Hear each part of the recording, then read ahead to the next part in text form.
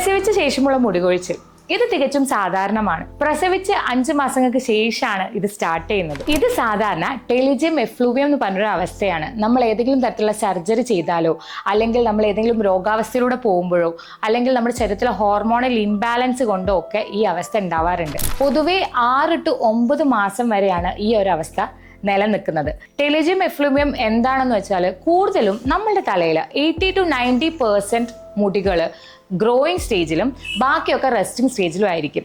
പക്ഷേ ഈ ഒരു അവസ്ഥ ടെലിജിയം എഫ്ലൂവിയം എന്നുള്ള അവസ്ഥയിൽ കൂടുതൽ മുടികളും റെസ്റ്റിംഗ് സ്റ്റേജിലോട്ട് പോകും.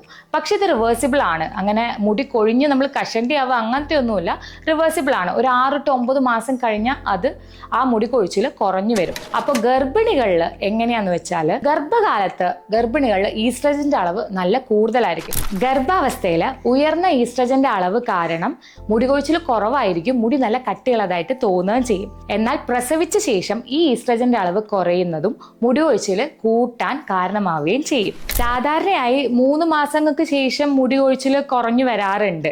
ഒപ്പം തന്നെ നല്ല സമീകൃത ആഹാരം കഴിക്കുക, നല്ലപോലെ കേശ സംരക്ഷണം ചെയ്യുക, പ്രോട്ടീൻസ് ഫൈബർ ഒക്കെ നല്ലപോലെ നമ്മളെ ഭക്ഷണത്തിൽ ആഡ് ചെയ്യുക, നല്ലപോലെ വെള്ളം കുടിക്കുക, ഇതൊക്കെ ഒരു പരിധി വരെ മുടി കൊഴിച്ചിൽ തടയാൻ നമ്മളെ സഹായിക്കും.